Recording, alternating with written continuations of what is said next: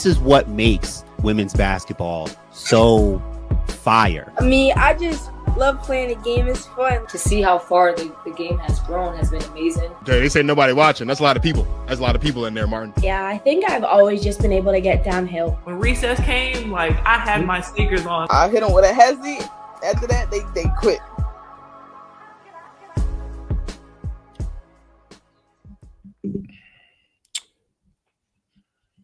Good morning. What's up, everybody? What's going on, brother?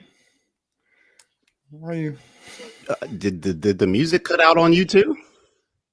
No, music didn't cut out. I probably played the intro earlier than I normally do this morning. That's probably what I did, maybe. Or you mean like the audio just stopped completely? Oh, now Martin's frozen. That's not good. What's up, everybody? Welcome back to the Protect Our Queens podcast presented by Basketball Society. With me, as always, normally, it looks like he's back now. Martin Sories with Basketball Society, my brother in Christ, my partner in Women's Basketball Crime. Everything good over there, brother? Oh man, I think so. Yeah, I think so. I saw two black screens for about 6 seconds there, and wasn't sure what was going on. Didn't hear our intro. Didn't hear music. But all right. We're here. We're live. All right. Hopefully we're not caught up in the matrix over there. We got some good stuff to talk about this morning, brother. Yes, sir. Right. Yeah. If you are joining us live, we appreciate you as always. Feel free to top in the comments within your thoughts, your opinions, your questions as we're talking today. There is a lot. We got a couple things to talk about. We're going to start off with Kiki Iriafen, talk a little bit about Courtney Williams, and then finish off the morning with some New York Liberty talk. And then we have a special guest coming on the show next Tuesday, and we will let you guys know who that guest will be before we get out of here for the day. To start, let's jump right into it with Kiki Iriafen. She and the Washington Mystics so far are 2-1 to start the season. After dropping their last game this past Wednesday against the Golden State Valkyries. They do play the Aces tonight in the Aces home opener on Ion, and so that should be a good one. Before we jump into the conversation, let's toss it back to Martin talking about whether or not Kiki Iriafen would be pro-ready entering the draft.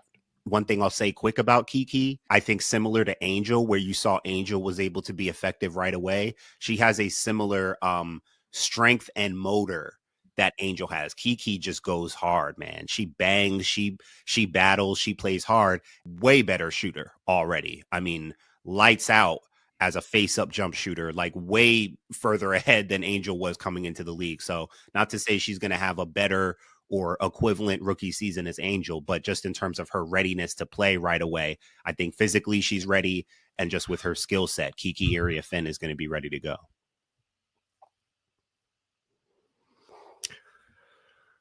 Rough day for Angel Reese supporters and fans and Chicago Sky fans. Rough day and rough time after last night.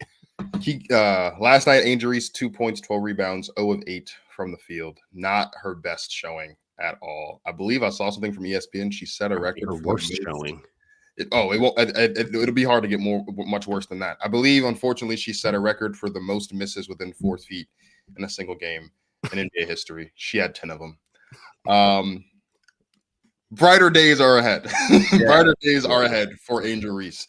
But let's talk about Kiki Iriafen, who, as I mentioned, has been off to a pretty strong start so far to start the season. Just some numbers for you real quick. She, in her first 2 games of the season against Brittany Griner and Tina Charles, she totaled 31 points, 18 rebounds. She was the first rookie in Mystics history to start the season with at least 30 points and 15 rebounds. She also became the 10th rookie in WNBA history to record those numbers, and the 9th rookie in Mystics history to grab at least 14 rebounds in a game. So you talk about being pro-ready and being able to be impactful immediately. Kiki Iriafen has done that so far to start the season for the Mystics. Martin, do you think Kiki Iriafen can win Rookie of the Year this year? I do, but I'll tell you the main reason why is because I think Paige, is taking her time. And I think the nature of Paige Beckers being very unselfish, and I've got some stuff on Paige later when we talk about point guards, but Dallas is 0-3. Her and Enrique don't look to be, it's still early, but they're not clicking like great right away.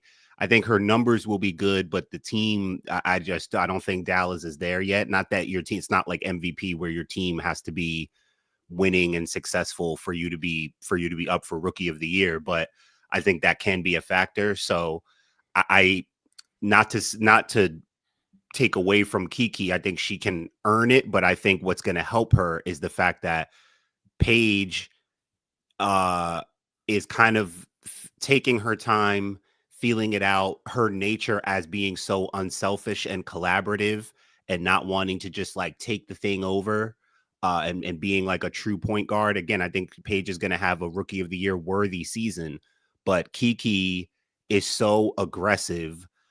She has so many opportunities in Washington to be aggressive. And I mean, you've been watching her in these first few games more than I have, so you can share kind of what you've been seeing for, what's working for her out there. But I think she's doing what I thought she would do in terms of just her being so ready right away. And I think because, of course, the number 2 pick, Dominique Malunga, we barely even seen her yet, so her chances for Rookie of the Year are down.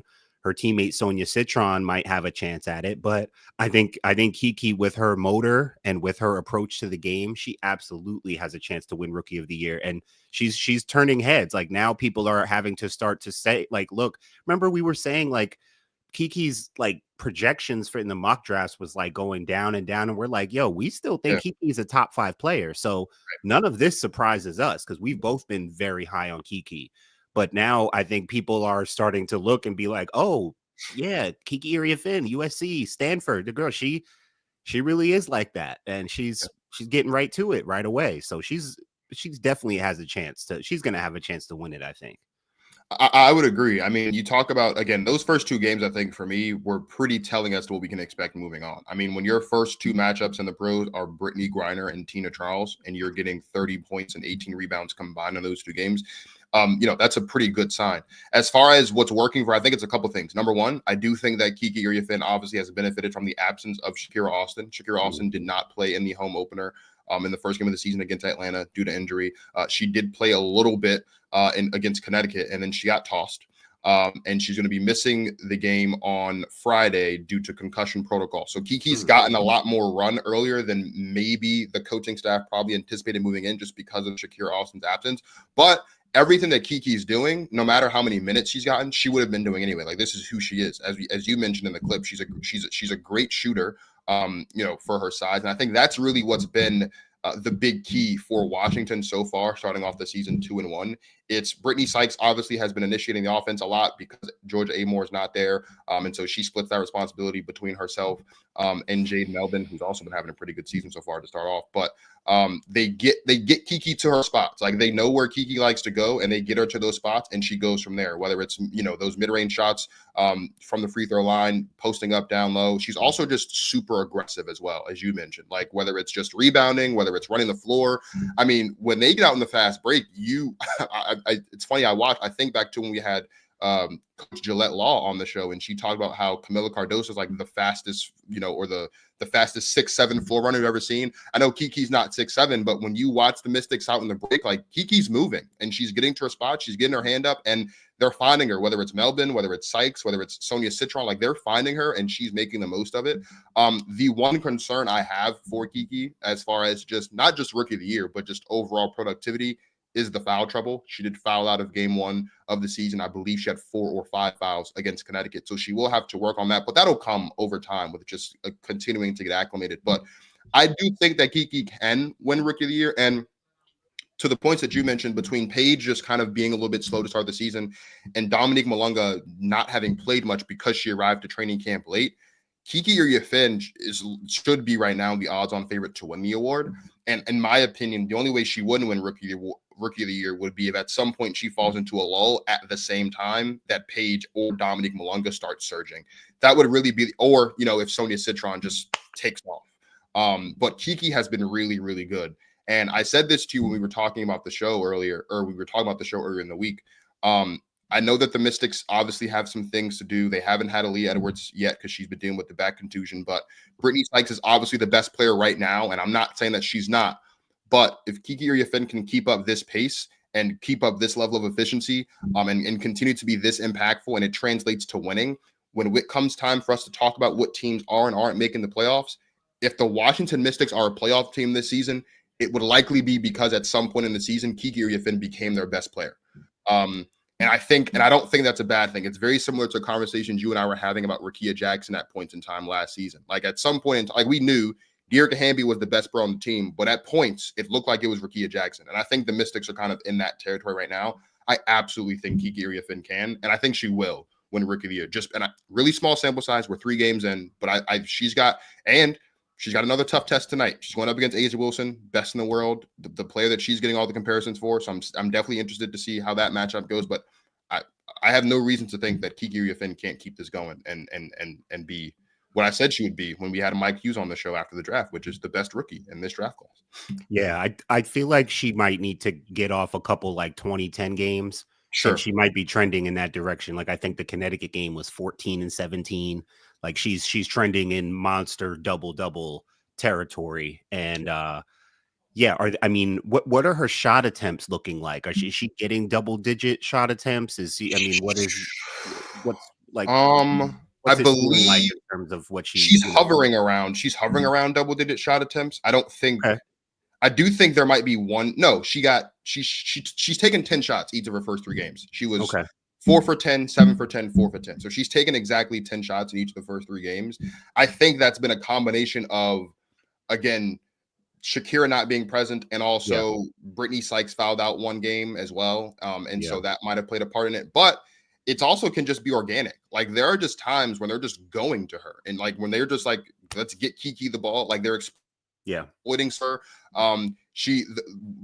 With her footwork and her size and her ability to maneuver on the post, like you and I were talking when you made the Angel comparison, like there are stark differences between the two of them, right? The big difference is there's a lot more polish to Kiki's game. That does lend itself to when you're especially talking about working down low and doing the dirty work. Like Kiki's better at that, right? And so you can see in games, sometimes they'll just feed her the ball down low in the post and just say, go to work, right? Or they'll set her up in the 2-man game, whether it's Brittany or Kiki or Sonia or Kiki or Melbourne and Kiki, and just maneuver that way. And it's really worked. A lot of it though, a lot of her shots though, do feel like it's just in the rhythm of the game and the rhythm of the offense. Like it's not like they're force feeding her shots or anything like that. But if she's in her spots and they get her the ball, she'll do something with it, whether it's, that face-up game with the shooter or with the mid-range shot, off in between the corner and the block, or whether it's just a little fade off the post. Like she's working on that stuff. And like you said, she'll probably need some more 20 and 10 games to really like stamp it as Rookie of the Year. But if she's just taking 10 shots a game, like her efficiency for the most part has been pretty 10, 7 for 10, 4 for 10 in the first 3 games of the season. She might not need to be taking, 12, 13, 14, 15 shots a night to accumulate 20 points and 10 rebounds, because she's getting her shots in the rhythm of the offense, and it's not taking away from anything else that they're doing. Well, and to your point, like it's going to be really interesting. I as we were projecting for the draft and with the Mystics, I was all for the idea of Kiki and Aaliyah Edwards together. And then you still have Shakira Austin. So that's going to be interesting. And of course, Georgia Amore went down right away for the season. So, I mean, the Mystics, they're still in a good spot, but they're not at full strength without they lose Georgia. Aaliyah's out and Shakira's been up and down. So it's like literally 3 players who would be part of your rotation. Are you don't even have access to. But in that front court situation, I think it's really going to help them, Kiki, getting this experience and getting these reps before Aaliyah comes back, before Shakira is like back up and running like full time consistently. But it's going to be interesting how they manage that because between those 3, Shakira, Kiki, and Aaliyah, that's a serious front court to work with going forward. But it's going to be interesting, like, even to your point, if Kiki starts to become the best player, how does that affect Aaliyah's role when she comes back? How does it affect the chemistry between those 3 in the front court when they're all healthy? I think it's a good problem to have, and I love the combination of those skill sets. But that's going to be interesting to see how they manage that, because we both think that Kiki is gonna keep being aggressive and keep working her way up the ladder. I mean, here's the thing. Let's say we get a reality where Kiki does become the best player. I think that would actually be good for Aaliyah Edwards coming back, because she hasn't really played much of anything. I don't even think she played in a preseason game because of the lower back issue that she's been dealing with. So I think it would be helpful for her actually if she doesn't have to come in right away and just assume the increased level of offensive responsibility that we would have expected her to have coming into year 2, given the situation in Washington. With that being said, even if Kiki's not the best player in what I believe is 2 weeks by the time Earlier will be reevaluated again, you still have Sonia Citron, who's still been playing well, right? And I'm not saying that Kiki Iriafen is overshadowing Sonia at all, because that's not the case. Like, Sonia is shining in her own way, but I think it's very different, right? And I think, again, as I talked about when we had Mike Hughes on the show, and I'll play the clip in just a second, the WNBA is predisposed to just be known for its all-time great big talent at the forward and center position. And so when you see a player in Kiki Iriafen who's matched up against BG, who's matched up against Tina Charles, who's going to be playing up against Asia Wilson tonight, they've got Mercury. They got the Mercury next, so that'll be a matchup against Satu, right? Then they play the Fever, so she's going to be up against Natasha Howard and Elite. Like, when she's being this effective against this caliber of talent, it's almost kind of like, wow, like that has to be a sign of great things to come. Sonia Citron's been shining in her own way, but I just think if Kiki Iriafen at any point in time becomes their best player, that will do wonders, because it'll take the pressure off of Brittany Sykes a bit, where she can still turn it on late in games, as she has done. They've been down all 3 of these games entering half, and all 3 of these games, it's been a fight down to the very end because of Brittany Sykes taking over. Sonia Citron a bit as well. But if Kiki can kind of take command and be aggressive and like set the tone early, I think they won't be in that many situations moving forward. And then that would be, even better for Kiki, even better for Aaliyah when she gets back in, even better for Shakira Austin, because that's what we talked about. That's what I'm really excited to see. I'm really excited to see what this offense looks like when you have Brittany Sykes, Sonia Citron, Aaliyah Edwards, Kiki Iriafen, and Shakira Austin all on the floor. That is, in my opinion, going to be one of the most versatile five-player lineups in the WNBA when they're all clicking and at their highest efficiency. And Washington wants that. So Kiki Iriafen, for a myriad of reasons, not just long-term, even short-term, being their best player is in their best interest. Yeah, that's why I brought it up too, though. 'Cause, I mean, that 5-person lineup you just mentioned, Kiki would be the 3, and Sure. That'll be interesting if they think she can play the 3, if they're going to play her more on the wing. So we'll see how she's playing, but that's why I brought it up, that front court, because theoretically one of them will get left out. I don't think that, again, unless she's starting to show small forward tendencies, I don't see that. You don't think you don't think they would slot Aaliyah in at the 3, just in that type of? No, I think they're both a 4. I think Kiki and Aaliyah are squarely 4s right now. Yeah. So I think Kiki and Aaliyah can play together as a 4-5. I think either of them can play with Shakira as a 4-5. And that's why I brought it up. It's like, you're kind of going to have to maneuver that and figure that out, because I don't think Kiki or Aaliyah is really a 3. If you want to go big, a big lineup for some reason, like that might be viable, but I don't see Kiki or Aaliyah really slotting as a 3. So that 4 position is going to, but again, it's a good problem to have. Both of them are highly skilled.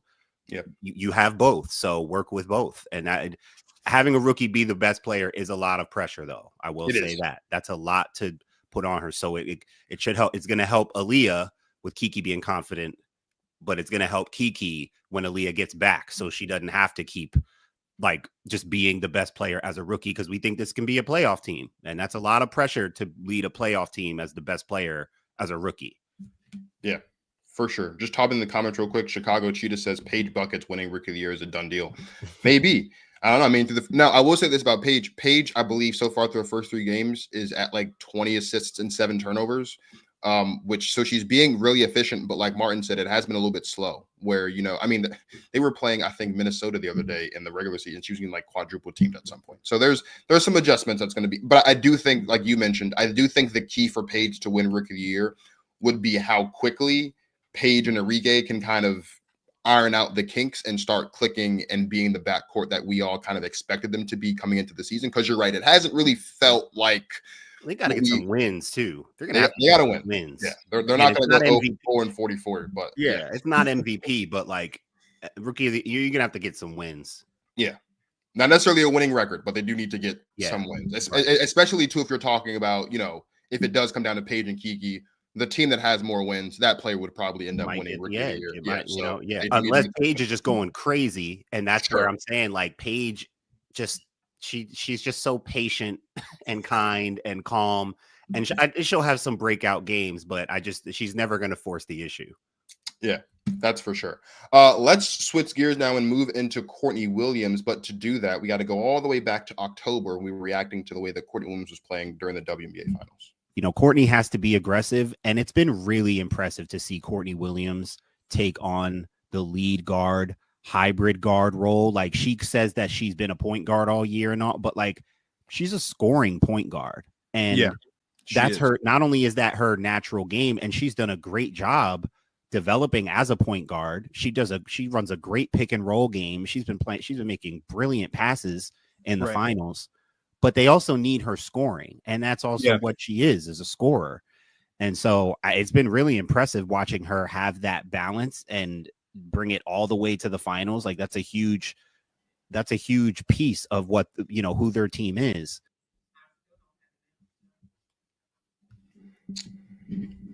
So far this season, Courtney Williams has been on a heater, if you will. Shout out to Mike Hughes for these numbers. He sent me a text letting me know that Courtney Williams was switched over to being a full-time point guard back in 2023 when she was in Chicago. Since then, she has the third most assists, the third most assist points created, the fifth most 2-point assists, and the second most 3-point assists in the WNBA over that stretch of time. If you remember that conversation, Martin, we were talking during the finals, I said, we might need to start putting some respect on Courtney Williams' names in these best point guard in the league conversations. I'm just going to flat out ask you, based on what we've seen so far this season, I believe she's at 18 assists, no turnover so far to start the year. Would you have Courtney Williams in your top 5 point guard list as of today? Honestly, I think that she belongs in there right now based on Minnesota's success, based on those numbers. Was that through the first 2 games? Have they played 3 games or 2 games? They might have just played a third game. They just played their third. That was the first 2 games, right? Yeah, that was the first 2 games. 19 assists. I think she had a turnover in the last. I think I was watching. Who did they just play? I was watching it and I saw her commit a turnover, and I was like, oh, there's a turnover. But she might belong in there. And honestly, when I had to think through this, I think it's starting to I think doing this really made me realize, like, we're kind of lacking in the elite point guard department in the WNBA right now. I don't think we have too many, and I think that's part of why, not to discredit Courtney or say this is the reason why, but I don't know if we have like a whole slew of great point guards. Like, it's kind of a top heavy list. Caitlin and Chelsea Gray are by far the 2 best point guards. Yeah. And then part of what makes the point guard conversation get a little dicey is people are changing positions, right? Sabrina should be one of the top point guards, but now you've got Natasha Cloud, who was also top 5 in assists last season, could make an argument for one of the best point guards. And she plays with Sabrina. So Sabrina's point guard position is kind of compromised now. She's not really a full-time point guard anymore. You look at Alyssa Thomas, who is kind of a part-time point guard, number 2 in assists last year. Obviously, she is a forward, but playing somewhat of a point guard role is really where she thrives and looks the best. So I think, I don't know. I'm like looking at my list and thinking of like, okay, who are the top point guards? Like, we know Chelsea Gray, Caitlin Clark, like easily by far the top 2. The rest, it's kind of up in the air. This is what I put down about Paige. So you mentioned the stat earlier. The other thing with her in her first 3 games, she's the 3rd player in history to have a double-double in points and assists in her first 3 games. Her efficiency is going to keep standing out. Point guard Paige is a real thing. And as I mentioned before, she's so unselfish and so willing to not force the issue and so willing to get people involved that Paige might be soon enough in the conversation for top 5 point guard, just based on her efficiency, assist to turnover ratio. And she kind of just plays it safe a little bit. And obviously she can still score the ball. I just think the list is kind of interesting. Like, do you throw Skylar in there? Do you consider Courtney Vandersloot? Like, I just think after the obvious ones, Sabrina is kind of compromised, and with her own teammate, even Natasha Cloud, like how do you decide who's over the other in terms of a point guard? Because Natasha Cloud probably slot her more as like a true point guard than a Sabrina. But Sabrina's been playing point up to the up to now. So, Alyssa Thomas, like, I don't know. It's kind of up in the air. But all things considered, I think Courtney Williams could be in there as like maybe number 4 or number 5. I think the way she's been playing and the way her team has been successful with her as the point guard means that we do need to show her some more respect in that regard.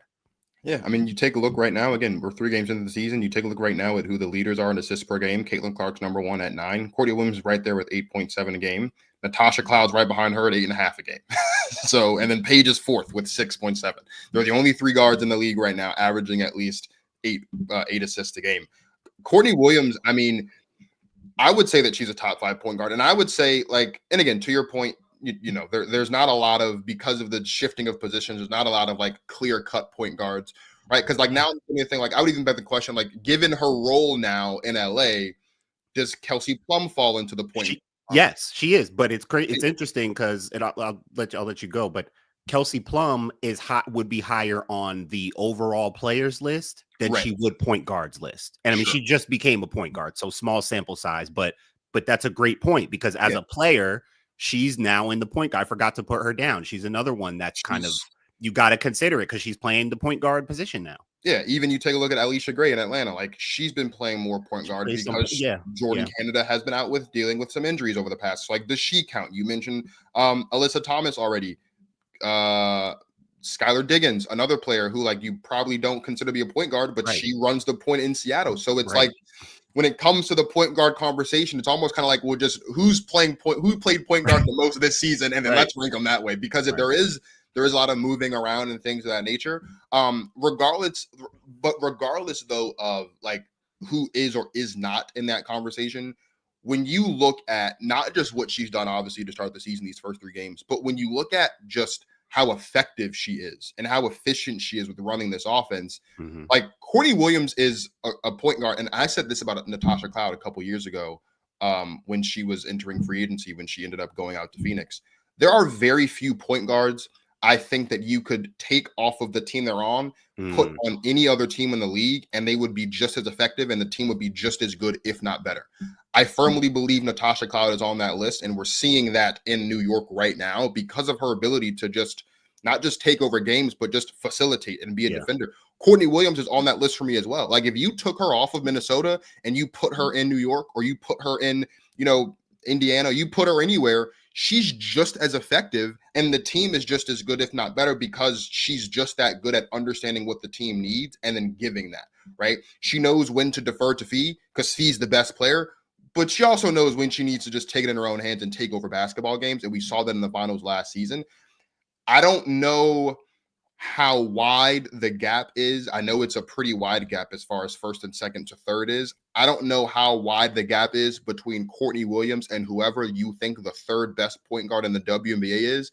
But if Courtney Williams keeps this up by season's end and it results in a championship, which a lot of people think the Minnesota Lynx can have, Courtney Williams should be slotted into that conversation as a top 3 point guard in the league at that point, because what she's doing, I mean, Cheryl Reeve even made the joke after game 2 because someone asked her at that time, again, she had 18 assists, no turnovers, and Cheryl Reeve was like, well, she had 19 turnovers and no assists in training camp, so she's probably got the turnovers all out the way. Now, she did have 6 turnovers against Dallas the other day, but again, like, that's not the expectation. That's not, we're not going to see that more often than not. Courtney Williams is really, really, really good, and it's almost making me wish I didn't say that the Minnesota Lynx aren't going back to the WNBA finals, because I will admit I probably put a little bit too much stock into the movement that happened around them and not just focusing on what they had. Because as you mentioned to me, what they have is still very, very good. Yeah. If not better, just because Nafis has gotten better, Courtney Williams has gotten better. Like, they are still a formidable opponent. And I might be eating crow come All-Star break. When we look back halfway through the season, we take a look at those predictions and see how on track or not they're at. I might be looking silly at that point come All-Star break, because they look great. Like and a lot of that has to do not just with Nafisa Collier, but with Courtney Williams as well. Absolutely. No question about it. That's why in that clip I mentioned when we talked about them last year during the finals, the way Courtney Williams was balancing the responsibility of scoring, because everyone talks about her mid-range ability and how she can get to a shot, and she's still got that. She's still doing that. But when I was watching her during the finals and throughout the playoffs, I'm like, guys, her playmaking is incredible right now. She was making some beautiful reads and passes in the two-man game, in the pick and roll game. You were really watching a true point guard really operate, and she just deserves so much credit. And to your point, and I'm glad that you brought this up as a topic and as a thing for us to think about, because you're right. And as we started talking about it before and thinking about the point guard conversation in the WNBA, again, it's top heavy, but the position is being kind of tampered with and moved around. And as we've talked about, different people are playing point guard or moving to shooting guard and not being as much of a point guard. And Courtney Williams is owning that point guard, lead guard role in Minnesota. And as good as they are, as great as they are, and you watch them, it's a lot of Nafisa Collier, but Courtney Williams is at the point of attack, really making sure that thing stays humming. And they just haven't missed a beat. It's crazy because they look as good as they looked last year, if not better. And that's why I had said to you when you made that take, I'm like, man, I know they have the same group, but we just watched that same group get all the way down to the last minute of possibly winning a WNBA championship. There may not be any reason to think that they're going to fall off, even if the rest of the league is changing and doing stuff and we got all these different moves and stuff. Continuity might be their advantage. I mean, and so far you look at, some of the teams I mentioned, the Aces got the doors blown off of them to open up the season against New York, which was to be expected, but they got the doors blown off of them against New York to open the season, right? You take a look at the Mercury, they're without Kalia Copper for at least another month. So we won't even be able to see fully what exactly they're capable of. Although Satu Sabally has been playing really good basketball so far. So Satu Sabally, Marcus, the next time we do our top 10, because when we did our top 10s like on the show, the very first time, we both have Satu as a top 10 player when healthy. We both are high on Satu. We know she's top 10. And I texted you the other night, watch up, she's back. Satu's back to top 10. Right now, with Kalia Copper out, we didn't know she would have surgery. She had that injury. So we both have her in our top 10 squarely when healthy. But given where we are now with Kalia Copper out, slot Satu in there. Absolutely. Let's just make that clear. Satu is back. Oh, man. And the combination of her and Alyssa Thomas, I have a clip that I'm posting on Instagram when I said this, when they picked up the two of them. But man, seeing it even without Kalia Copper, and and I think you were a little under duress when you made this little Phoenix take, saying Phoenix might be a top 4 team. So I don't know if you were really standing on that, but you did say it. You said Phoenix, and me and Treese laughed at you, but I will apologize because listen, the combination of AT and Satu, as I said in the clip I'm going to post, that is a lot, but we're seeing it. Satu, she's back, man. So aggressive. Like I almost forgot how aggressive and physical she is on top of all her skill. And then you talk about aggressive and physical. Alyssa Thomas is look that up in the dictionary. It's a picture of Alyssa girls around. The combination of those two, man, they are going to be winning some games.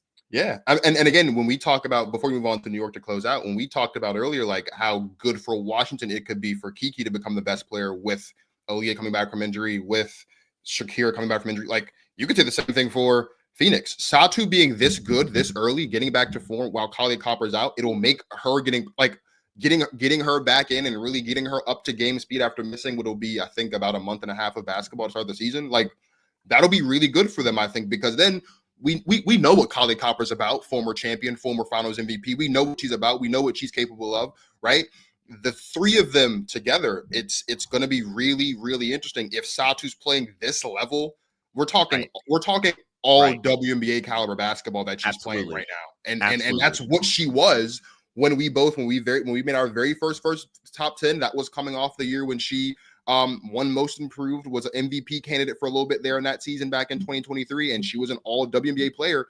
She looks like she's back to that. So far this season. So she's back. Yeah, man. That team, when Kalia Copper gets back, that team defensively, that's going to be something to watch, man. Absolutely. Defensively, they should be kicking up. Yeah, For sure. If you're just now joining us, we are going to continue the conversation. We've talked a little bit about Kiki Iriafen. We just finished wrapping up talking about Courtney Williams. We're going to transition over now and talk about the New York Liberty and their chance back-to-back championships. But in order to do that, let's go back to when Martin made the prediction when we previewed the season a couple weeks ago. If we're healthy, Sabrina, Stewie, Jonquel, we know our big three. We added Natasha Cloud, might not have Naj, but we still have Phoebich. Marina Johannes is coming back. Niara Sabali is part of our team who really came on late last year, and she could take on an increased role. I think their depth is still there. I think they've got enough on both ends to confidently say they could repeat as champions.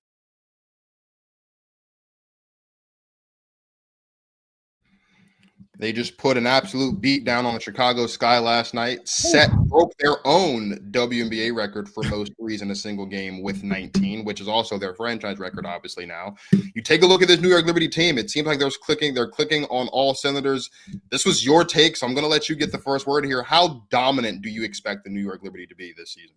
So I was even looking at their upcoming schedule, and there's a chance they don't lose a game for some time. Their next 8 to 10 games or so, their next game is at Indiana, which is going to be a great game. That's on Saturday. That's tomorrow afternoon. Great test for Indiana, obviously. Great measuring stick moment for New York to show hey, we are better than everybody, including you guys.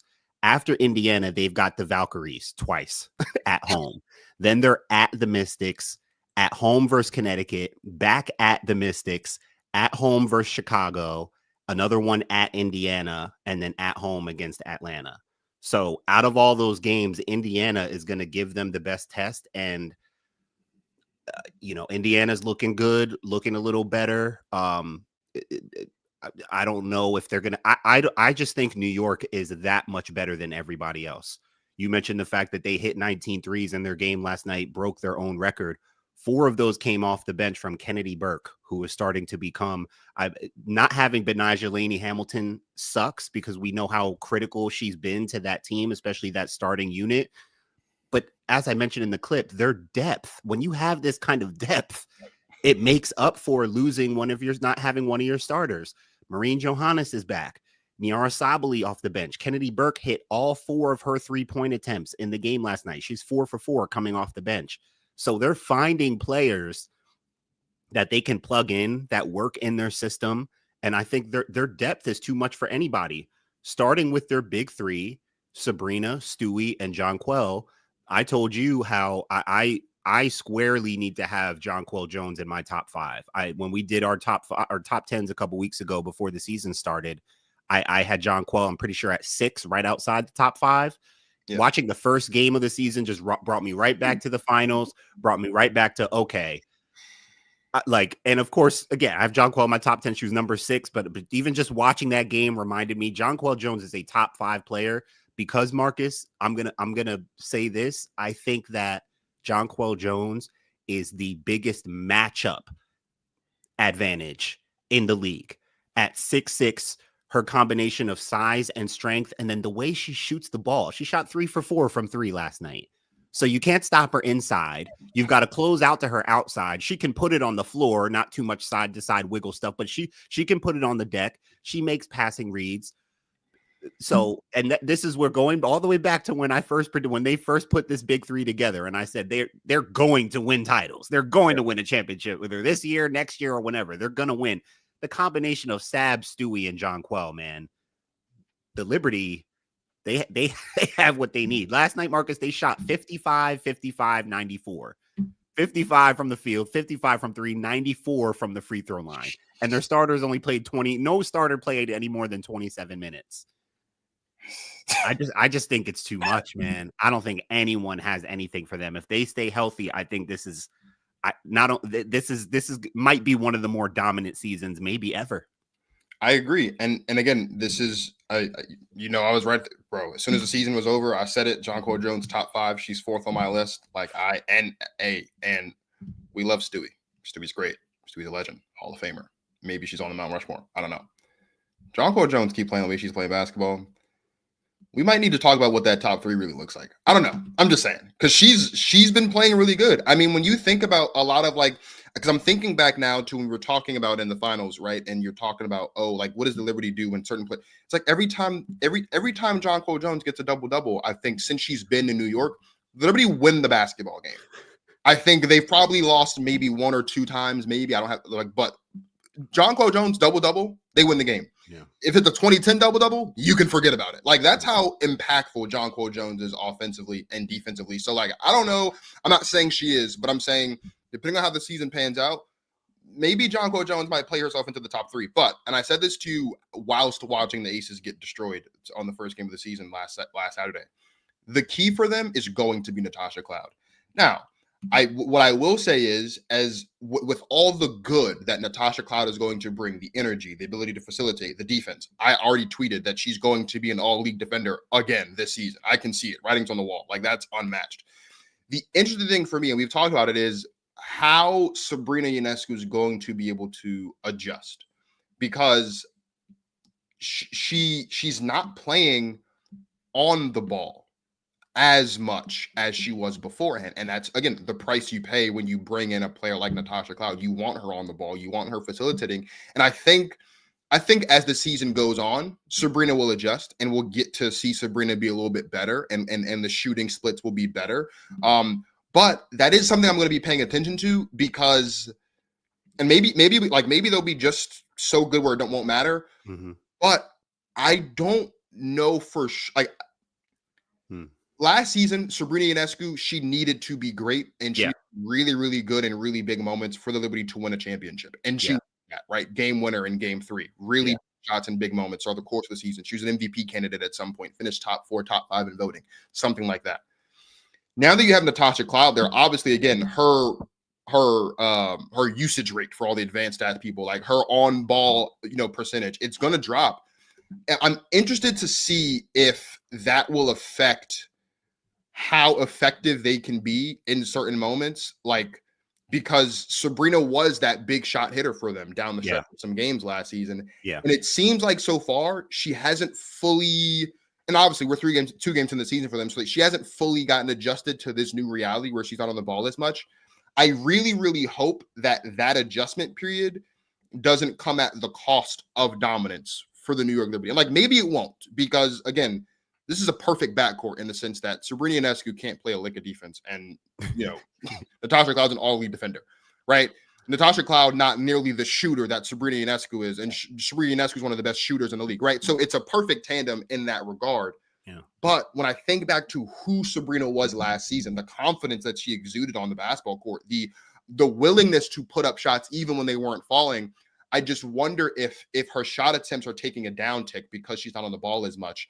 And now that Johannes is back, and so the ball is being spread around a little bit more, I just really hope that any fallback we see on Sabrina's productivity doesn't cost the New York Liberty their dominance, right? Because I agree with you. I think the New York Liberty can have one of the greatest seasons we've seen in the history of the league, right? You listed that stretch. They'll probably have a stretch similar to what the Aces had in 2022 with Candace Parker, when they rattled off all those wins, and won the most games without a loss, I think it was, ever in the history. Like, the Liberty are looking like they can be on that trajectory. I'm just really interested to see how the Sabrina Ionescu component of this is going to affect that at all, because she's really the one who is impacted the most in a negative way by Natasha Cloud's presence. Obviously, she benefits from it as well, again, defensively, but offensively, there's a bit that she needs to they need to figure out. So that's one thing when I watch them, I'm definitely looking for, is to figure out how that all shakes out. Well, I think that's fair and really interesting and well said, because we talked about the point guard thing before. Like, now Sabrina is squarely more of a shooting guard. She's going to get a lot more time just as a real shooting guard, which shooting is really her thing, as opposed to, like, she's gotten better going off the dribble, gotten better with playmaking and stuff. She can do that, but we know her as a shooter. And I don't think having Natasha Cloud is going to relegate her to just being a shooter and just running off screens and catch and shoot. She's still going to have to go off the dribble and make plays. Teams will make sure of that. and she's gonna have to still be embracing that for the Liberty to still be humming and looking the way they need to look.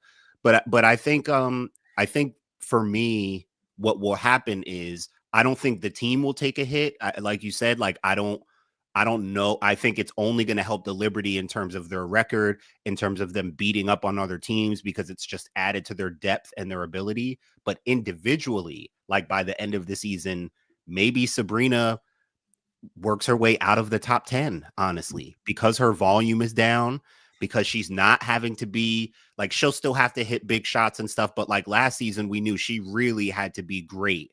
It really had to be a solidified top 10 player for that Liberty team to really get over the hump. And she did it. And she's still got to be great in moments. But when you add depth, when you add a guard that can make up for the things that you don't do as well, and now you don't have to do as much playmaking, as much shot making, naturally her volume will be down. And it might result in her not being viewed as much as like a top 10 player, but her team might win again. So you might sacrifice a little individual glory and accolades and numbers for continued team success. I think that's for me. I think that's how I see it happening, because the team is just so strong. And now she can more so pick her spots and not have to be bringing the ball up, coming up, really running the team anymore. There's so much pressure off her now. But I think that's valid, because again, they're going to still need her in big moments. And I think last year with the ball in her hands a lot more as the lead guard, when you just have the ball in your, that you're just more confident. The ball's in your hands. You're ready to take certain shots more. You're just used to, more comfortable with the ball literally in your hands.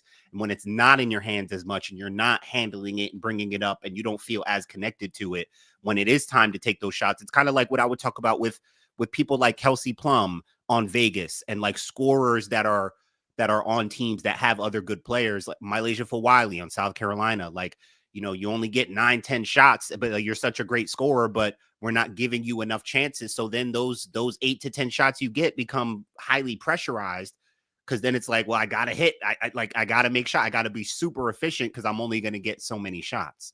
Yeah. So I think Sabrina can do really well in that role, because she is a high level shooter and high level morale player, like not going to like get down on herself or think less of herself just because she's not the lead guard anymore. She's still going to be bought in and locked in. So I think she'll do fine with it, but I think that's a fair point to bring up, because she still has to be really good to great in moments. Now, I mean, I will say this. There are benefits. Again, like I said, with Natasha Cloud on the floor, I don't think Sabrina Ionescu logged a minute in the fourth quarter of the game against the Aces. Now, that partially could have been because they were up so much. But when the Aces did make a run eventually there, and then Natasha Cloud took over, like that is something that now that Natasha Cloud is on the team, you don't have to risk Sabrina being out there getting headhunted in tight games like that. So you take that. But at the same time, she had 8 points. She was 3 from 12 from the field in that game. And if you take back a look, sorry to cut you off, but for her to be able to do that and they still beat and they still win by that much, right? And so that's what I'm saying. Like, It might not affect, you know, the New York, their ability in the grand scheme of things to still dominate and win a championship, but in games like that, when it does come down to the wire, yeah, it was great for game one, but the Aces that they run into eventually in a couple months, should they match up in the playoffs, isn't the Aces that they saw first afternoon of the season. So how does that translate when they might need Stewie might be having an off night, John Quo Jones might be having an off night, like, and we saw last season Stewie's having an off night, John Quo might have been having an off night. Sabrina Ionescu took over and said, I'm gonna get us this win, and we've seen that. If she's not on the ball as much, I wonder how many of those moments she'll miss instead of make compared to last season. Yeah. Again, I don't think it'll be a massive ding on their ability to win a championship, to be dominant, but she's coming off a year where she was 18-4-6 last season, I believe. And she shot like 30-something% from field, or 30% from three, 40-something% from deep, or from the field. Like, she had the best season of her career, as we've talked about on the show. Reality's a little bit different now for Sabrina Ionescu, and with not as many shots that she's taking, I just hope it doesn't affect her ability to still be impactful when she absolutely needs to. Because there's going to be games, despite all the talent, there's going to be games where the only person that might be able to save them is Sabrina. For sure. And I will say Natasha Cloud, with her instincts as a point guard and as a teammate, I think she will take it upon herself to make sure that she will keep Sabrina hot and keep getting her going when they need her to get going. That's the kind of point guard and teammate that she is. Absolutely. It is always a pleasure to talk women's basketball with my guy, Martin Soares. And it's even more fun to talk women's basketball when we have a guest on the show.